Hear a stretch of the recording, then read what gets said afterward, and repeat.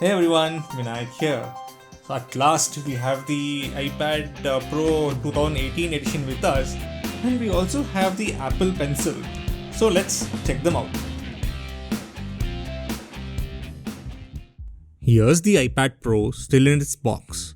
We have the 12.9-inch version with the 64GB of internal storage.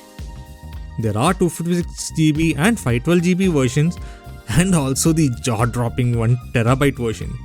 But being one of the most expensive iPads out there at present, 64 looked like the most affordable option. The Wi-Fi version starts at around 89,900 and the Wi-Fi plus cellular model starts at around 1,03,900. Yikes! The color we chose is space grey and it looks fantastic, which I will show you in a bit. We also have the Apple Pencil with us, which we'll unbox in this video.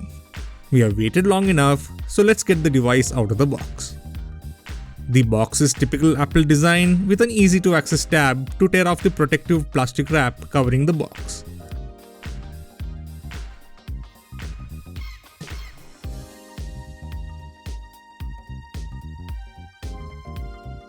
Lift open the top lid and we are first greeted by the iPad Pro on top. Wow, this thing is massive. Using the provided tab in front, we get the iPad out. Just looking at this big chunk of glass, I am really worried. I need to get a cover for it ASAP. Just look at the size difference between a 2017 iPad and this device.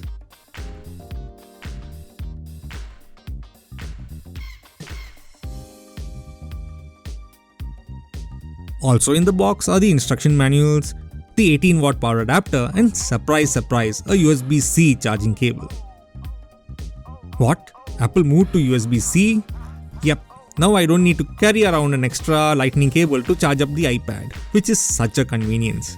The USB-C port also opens up new avenues of use, but I'll have to test them out before I can comment. The instruction manual has the standard set of documents such as the quick start guide and of course stickers. We can't never have enough of them. Nothing else in the box, so let's get back to the main device. The weight is quite well balanced throughout the device and it doesn't feel heavy in the hand, even though it's such a big device.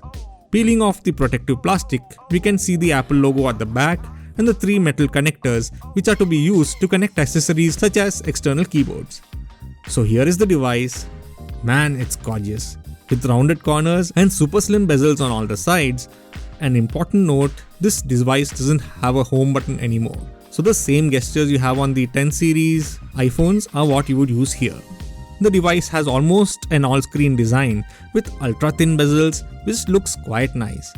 Even though it's only 5.9mm thick, the device is still quite big and not as easy to hold as its smaller siblings.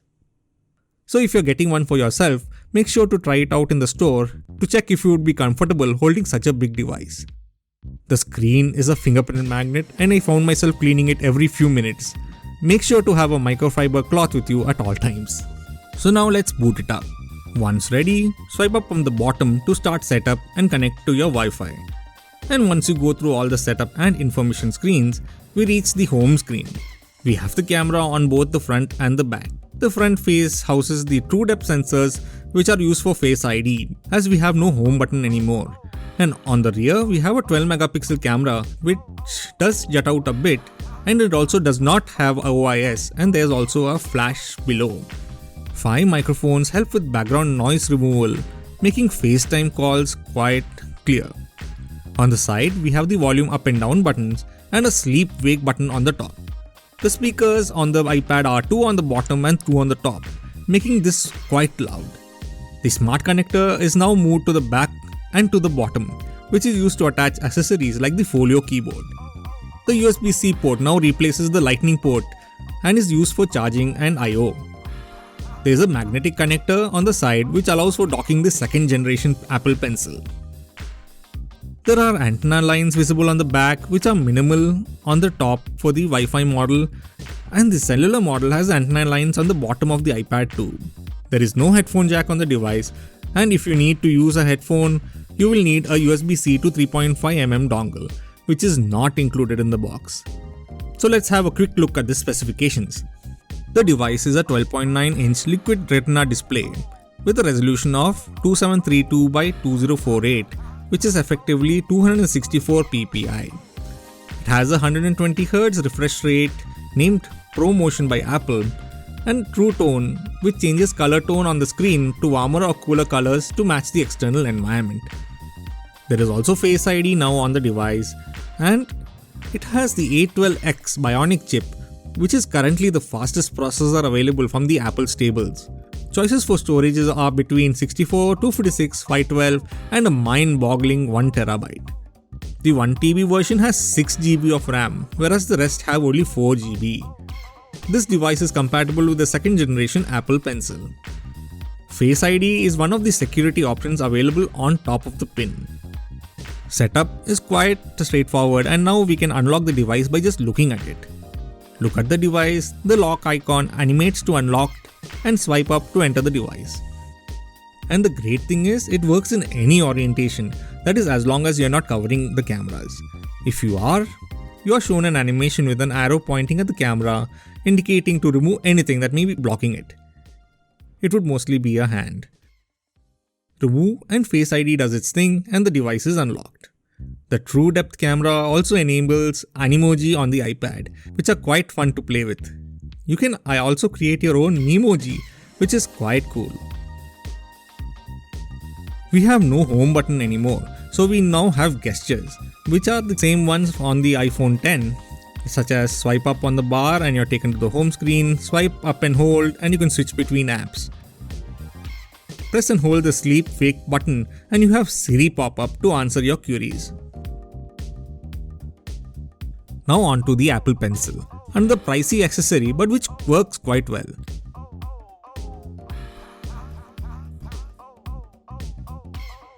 Draw straight on to draw thin lines, and you can angle it to actually virtually shade on screen. The pencil is really responsive and the double tap to change brushes is a nice feature. The battery on the pencil is non-removable but is chargeable via the magnetic docking section on the iPad Pro. It snaps on, and if you are using for the first time, would pop up a message to pair the device. Tap continue and it starts to work instantly. To charge, snap it in the same area and the pencil is detected and it displays the current battery level and also starts to charge. The pencil does not always dock properly, and there are times that even though it is attached to the magnet, it does not start charging. So you have to make sure that you hear the audible snap so that you know that it has docked to the iPad. And the indication on screen that is charging would confirm that it is docked properly.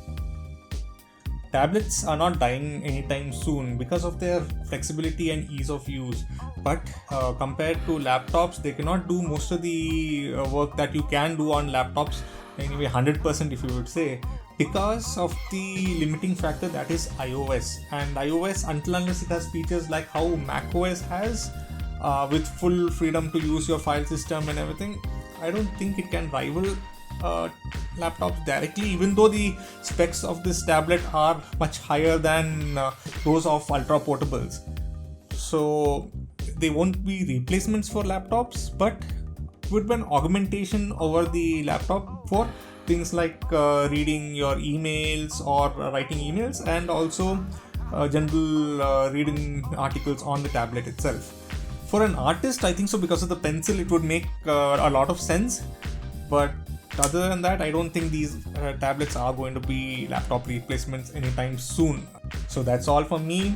Thank you for watching and see you all next time. Make sure to like this video and also subscribe to the channel.